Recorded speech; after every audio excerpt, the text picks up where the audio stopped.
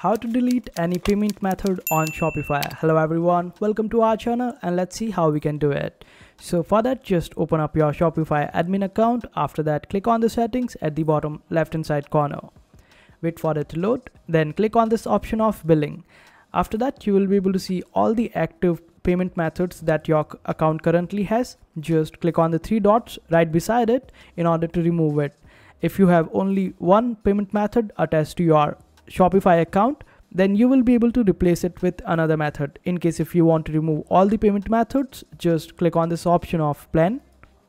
After that, you need to deactivate your store in order to remove all your payment methods. But before doing that, make sure to uninstall all the applications which are charging you on monthly basis. And this way you would be able to get rid of any payment method on your Shopify. I hope this video was helpful. Make sure to hit that like button and also subscribe to our channel for more helpful videos.